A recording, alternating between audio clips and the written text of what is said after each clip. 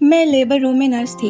जब भी डिलीवरी का केस आता तो डॉक्टर सभी को कमरे से बाहर निकालती और सब कुछ खुद ही करती। इस बार डॉक्टर खुद गर्भ से हो गई, लेकिन मेरी तो जान ही चली गई जब उसने कहा कि उसकी डिलीवरी मैं करूंगी, क्योंकि मुझे तो कुछ आता ही नहीं था। लेकिन असल में मेरी जान तब गई जब डॉक्टर ने कमरे में 4 शीशे लगवाए और मुझे अपनी जगह पर लिटाकर। मेरा बचपन से ही पढ़ाई में मन नहीं लगता था, लेकिन हमारे घर के हालात बहुत ख़राब थे। मेरे पिताजी मुझे पसंद नहीं करते थे क्योंकि उन्हें एक बेटा चाहिए था, लेकिन मैं पैदा हो गई, इसलिए मैं जब भी उनके सामने जाती वो मुझे गाली देने लगते। मेरी माँ ने बिना किसी हिचकिचाहट के मुझे स्कूल में भर्ती करा दिया। हालांकि मैं पढ़ना नहीं चाहती थी, लेकिन उनके विनती को देखकर मैंने स्कूल जाना शुरू कर दिया, लेकिन मैं फेल होती गई।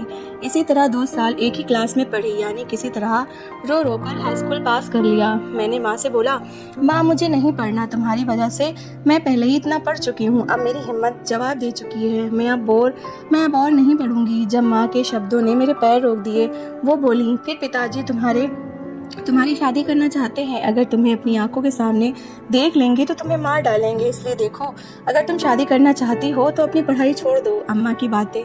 माँ की बातें मेरे लिए एक झटका साबित हुई, क्योंकि अब तक मैं सिर्फ कुड़ियों से खेलती आ रही थी और कौन मुझसे शादी करेगा, मैंने और जानना चाहा। माँ बोली, रमेश चाय वाले से। बस शायद ये बात मेरे और पापा के बीच में नफरत वाली साबित हुई और मैं अंदर जाकर उल्टा लेटकर रोने लगी। मुझे उस बूढ़े आदमी से शादी करने का दुख नहीं हो रहा था जिसकी पहले से ही 2 पत्नियां थीं, लेकिन मुझे इस बात का दुख था इतने सालों के बाद भी मैं अपने पिता के दिल में जगह नहीं बना पाई थी। इकलौती संतान होने के बावजूद उनके दिल में मेरे लिए थोड़ा भी नरम नहीं हुआ। खैर, सारी रात मैं ऐसे ही लेटी लेटी सोचती रही, एक माँ ही है जो मेरी परवाह करती है, तो मैं क्यों अपने पिता के फैसलों पर अपना जीवन व्यतीत करूं। सही फैसला मेरे लिए मेरी माँ भी ले सकती है। बस यही सोचते हुए अगले दिन मैंने माँ से आगे पढ़ने के लिए हाँ कह दिया।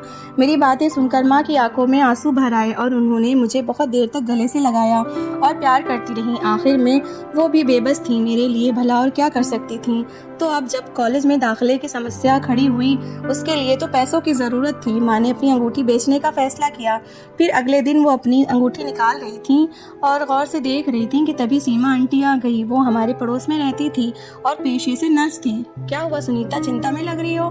वैसे क्या चल रहा है? हाँ, मुझे चिंता हो रही है। सपना को कॉलेज में दाखिला लेना है, इसलिए मैं ये अंगूठी बेचने के बारे में सोच रही हूँ। सीमा आंटी ने कहा, इसको नर्सिंग कॉलेज में एडमिशन करवा दो, मैं वहीं होती हूँ। फ्री एडमिशन हो जाएगा और कुछ पैसे भी मिलते रहेंगे। कोर्स के दौरान मेरी माँ खुश हो गई। पहले तो पापा नहीं माने, फिर जब माँ ने ये बताया कि पैसे भी मिलेंगे तो वो तैयार हो गए। मैं दूसरे ही दिन सीमा आंटी के साथ अस्पताल चली गई। सीमा आंटी ने एडमिशन करवाया और सबसे मिलवाकर खुद वापस चली गई। पहला दिन तो ठीक था, सिर्फ इंट्रोडक्शन में ही निकल गया। दूसरा दिन भी साधारण लेकिन मौलिक था। तीसरे दिन पढ़ाई शुरू हुई और उसके बाद रुकी नहीं। पहला साल तो मेरा पढ़ के बीत गया, लेकिन दूसरे साल में मेरी परीक्षा शुरू हुई। मुझे खून वगैरह से बहुत डर लगता था, इसलिए जब टाँके खून की बात आती तो मेरी हिम्मत जवाब दे जाती। कई बार तो मैं खड़े खड़े बेहोश हो गई थी, मगर मेरे साथियों ने मुझे कोर्स पूरा करा के ही छोड़ा था। इस दौरान मैं सिर्फ देखती रह जाती और जब सब कुछ करने की मेरी बारी आती तो मुझे अजीब सा लगने लगता और हर तरफ खून ही खून नजर आता। खैर, किसी तरह मेरी नर्सिंग की भी पढ़ाई पूरी हुई। अब मेरी माँ शादी कराना चाहती थी। मेरे कोर्स के दौरान मिलने वाले पैसों ने पिताजी के अंदर काफ़ी नई उम्मीद जगा दी थी। अब वो मेरी शादी नहीं करना चाहते थे और यहाँ उन्होंने माँ की एक भी ना चलने दी। मैं खुद भी अभी शादी नहीं करना चाहती थी। ऊपर से पापा का बर्ताव भी मेरे साथ अच्छा होते जा रहा था, इसलिए मैं उन्हें चुपचाप अपनी मर्जी करते देखती रहती थी। पापा ने मेरी जॉब करवा दी। एक थोड़ा पास में ही अस्पताल था, वहाँ लगवा दी। सुबह जब मैं पैदल जाने के लिए निकली तो पापा अपनी बाइक लेकर आ गए और खुद मुझे उस बाइक पर बिठा के अस्पताल छोड़कर आ गए। उस दिन मैं अपने पापा के साथ पहली बार कहीं गई थी। मैं बयान नहीं कर सकती कि उस पल में कितनी खुश थी, क्योंकि मेरे जीवन का वो पहला पल था जब मेरे पिता मुझसे खुश थे। पिछले सारा दिन मैं इसी के बारे में सोच रही थी। अस्पताल में पहला दिन मेरे लिए किसी परीक्षा से कम नहीं था। पहले तो मुझे अपने अपार्टमेंट लेटर की पुष्टि के लिए काफ़ी भागदौड़ करनी पड़ी। फिर उसके बाद एक वार्ड में मेरी ड्यूटी लग गई, जहां लोगों की बस एंट्री करनी और फॉर्म भरने थे, जो मेरे लिए बहुत कुछ मुश्किल नहीं था, इसलिए मैंने भगवान को धन्यवाद किया और छुट्टी के बाद घर आ गई। उस दिन विशेष रूप से पिताजी के आदेश पर मेरे लिए बहुत सारे पकवान बने थे जो शायद मैंने अपनी पूरी ज़िंदगी में 3-4 बार ही खाए होंगे। मेरी माँ भी खुश थी, लेकिन उन्हें मेरी शादी की चिंता सता रही थी जो खुलकर जाहिर नहीं कर सकती थी। खैर, उस वार्ड में मैंने 1 महीने तक ड्यूटी की, लेकिन वहाँ कुछ खास काम नहीं किया क्योंकि पहले से ही वहाँ होशियार नर्सें मौजूद थीं जो अपना काम करने के लिए इधर उधर भागती रहती थीं। इसलिए यहाँ मेरी जान तो बच गई, लेकिन सही मायने में काम 1 महीने के बाद शुरू हुआ क्या था, मेरी तबीयत बहुत ख़राब हो गई। इसी बीच मेरे लिए एक रिश्ता आया जो बहुत उचित था और वो पिताजी की सभी शर्तें मानने को तैयार भी थे, जिसमें एक शर्त ये भी थी कि मेरे वेतन का 1/3 हिस्सा मेरे माता पिता को मिलेगा और 1/4 हिस्सा मेरे पति को। उन्होंने वो मान लिया और उन्होंने 15 दिन में मुझसे शादी कर ली। अब जब विवाह हो चुका था तो मैंने और 15 दिन की छुट्टी बढ़ा दी। शुरुआत में मेरे ससुराल वालों ने मेरे साथ बहुत अच्छा व्यवहार किया। सरकारी नौकरी का एक फ़ायदा ये भी है कि अगर आप पूरे महीने की छुट्टी लेते हैं तो भी आपको पगार मिलती है, इसलिए मुझे पगार मिली। शर्त के मुताबिक मैंने पगार में से आधे से ज़्यादा पैसे पिताजी को दे दिए और 1/4 पति को सौंप दिए। जब मैंने अपनी पगार पति को दी तो मैंने उनके चेहरे के भाव को बदलते देखा था, लेकिन शर्त यही थी, इसलिए मैं कुछ नहीं कर सकती थी। पति ने वो पैसे चुपचाप अपनी जेब में रख लिए और घर से बाहर निकल गया। मैं अंदर ही अंदर डर रही थी कि अब ये कयामत मुझ पर आएगी या तब आएगी, लेकिन शुक्र है कि कोई लड़ाई झगड़ा ना हुआ। एक आधे हफ्ते तक मेरे पति भी मुझसे नाराज़ रहे, लेकिन फिर कुछ दिनों बाद वो अपने आप ठीक हो गए। मेरी छुट्टी ख़त्म हो गई थी, इसलिए मुझे अस्पताल जाना पड़ा। दिन भर वहाँ वही पुरानी दिनचर्या चलती रही। मैं दूसरी नर्सों से बात करके घर लौट आती थी। उनमें से कई मेरे साथ नर्सिंग स्कूल में पढ़ती थी, इसलिए उन्हें पता था कि मैं खून खराबे से कितना डरती हूँ।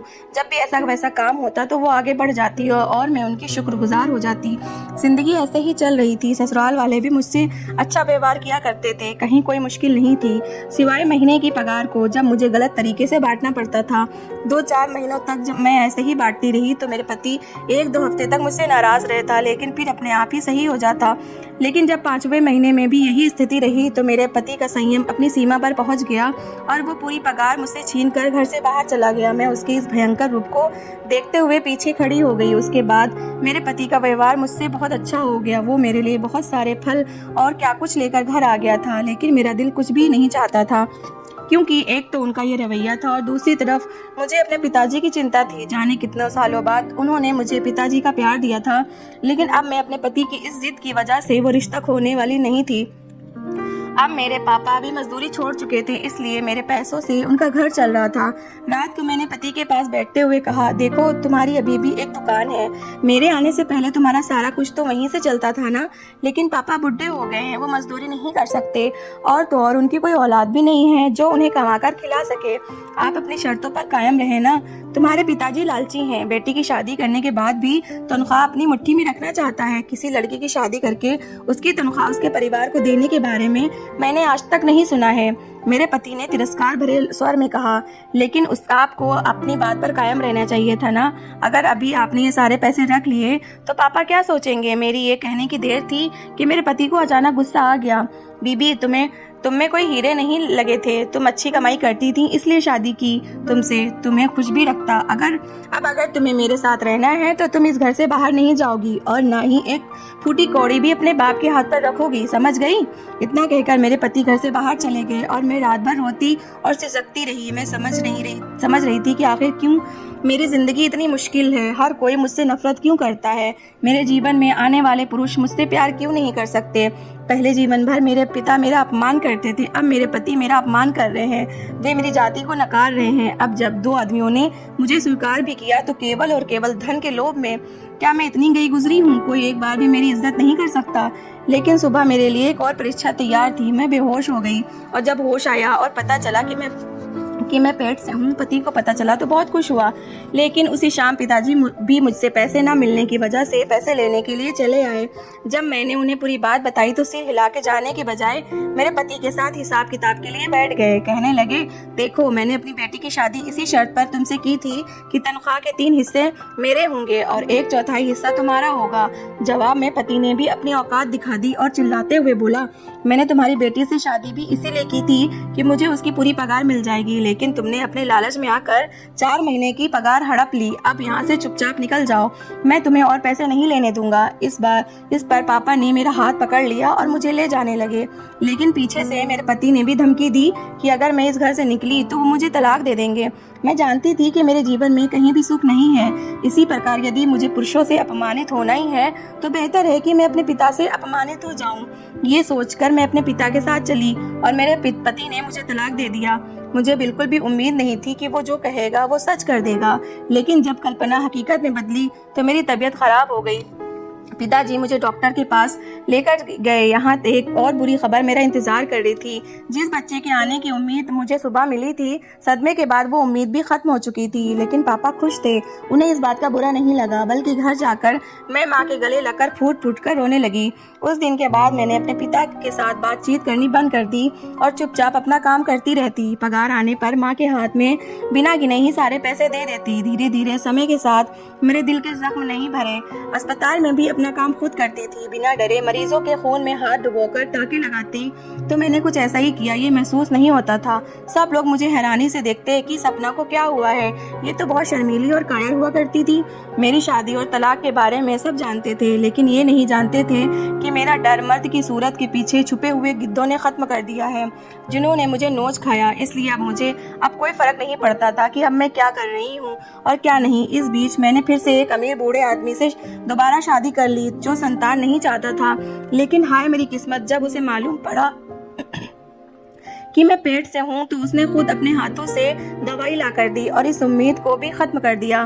पहले पति ने मुझे छोड़ दिया था, लेकिन मैंने खुद इस आदमी को छोड़ दिया।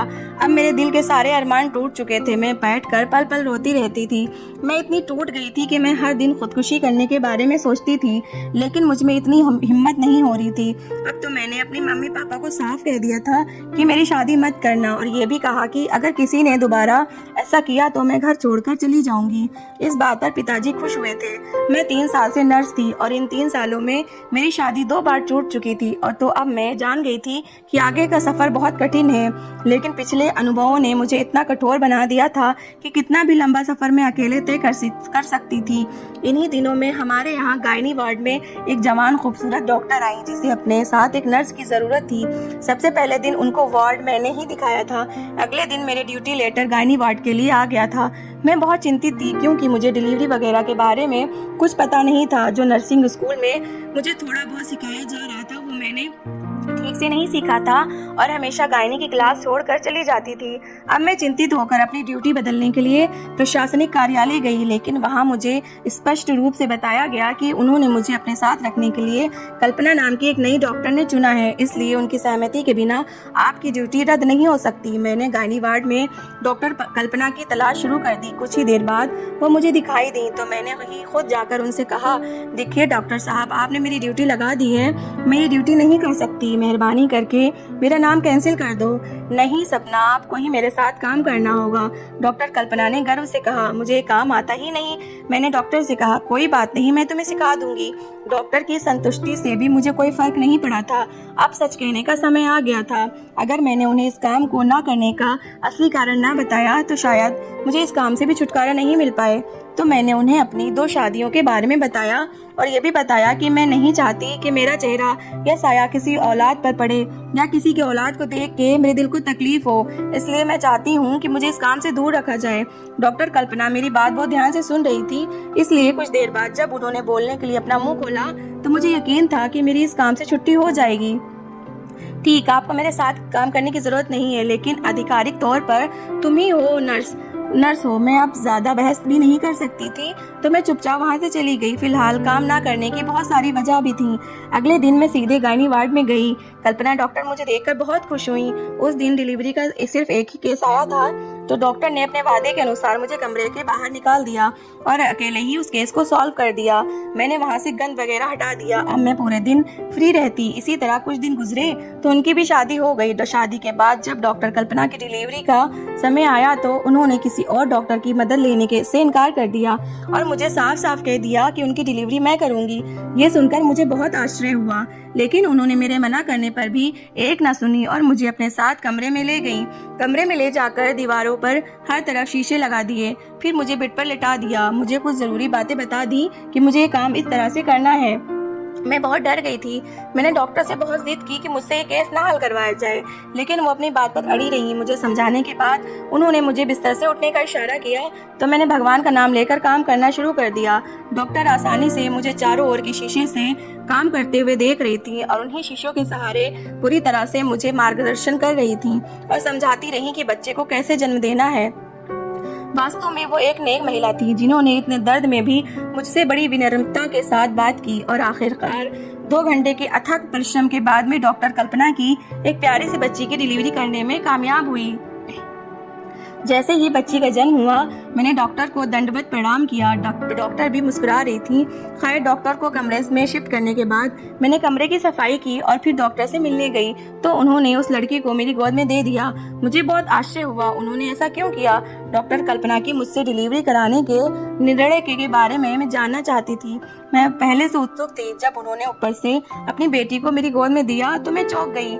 मेरी हैरानी देखकर वो मुस्कुराई और बोली, जब मैं पहली बार यहाँ आई थी तो तुमने मुझे गायनी वार्ड दिखाया था और फिर गायनी वार्ड छोड़कर चली गई थी। तुम्हें पता है, उस दिन बाकी लेडी डॉक्टर्स ने मुझे तुमसे दूर रहने को कहा था, तुम बहुत मनहूस हो वगैरह वगैरह। तो सबने यही बोल के रखा था कि आगे से मैं जितना हो सके तुमसे दूर ही रहूं, लेकिन मेरी ये सोच और विचार नहीं थे, इसलिए मैंने तुम्हें अपने साथ रखने का फैसला किया। फिर अगले दिन तुमने अपनी कहानी सुनाई, तभी मैंने सोच लिया था कि आने वाले दिनों में तुम ही मेरी डिलीवरी करोगी, कोई और नहीं, बल्कि मैं मेरा पहला बच्चा हमेशा के लिए तुम्हारे गोद में डाल दूंगी। उसके बाद मैं हर दिन तुम्हारे और अपने बच्चे के लिए बहुत प्रार्थना करती, क्योंकि मैंने तुम्हें अपने बच्चे की मां बनाने का फैसला किया था। इसलिए मैं चाहती थी कि तुम खुद अपने हाथों से इस बच्चे को दुनिया में लाओ।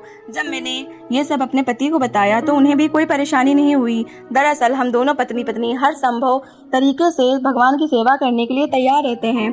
आज से ये बेटी तुम्हारी और तुम ही इसकी माँ।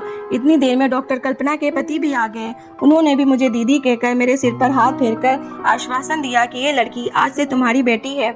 उस वक्त मेरा चेहरा आंसुओं से भरा हुआ था। भगवान जिंदगी के किसी भी मोड़ पर सभी दुखों को बहुत ही खूबसूरत तरीके से सुलझा देता है। जैसे मेरी प्यारी बेटी अंशिका के रूप में मेरे दुखों का निवारण हो गया था।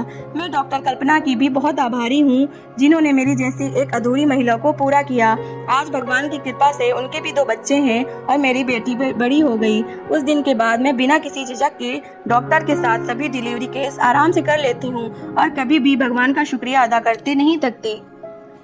तो दोस्तों, कैसी लगी आपको मेरी कहानी? अगर कहानी अच्छी लगी है तो कमेंट बॉक्स में ज़रूर बताइएगा और मेरे चैनल को सब्सक्राइब और शेयर करिएगा। मेरी कहानी को सुनने के लिए आपका बहुत बहुत शुक्रिया।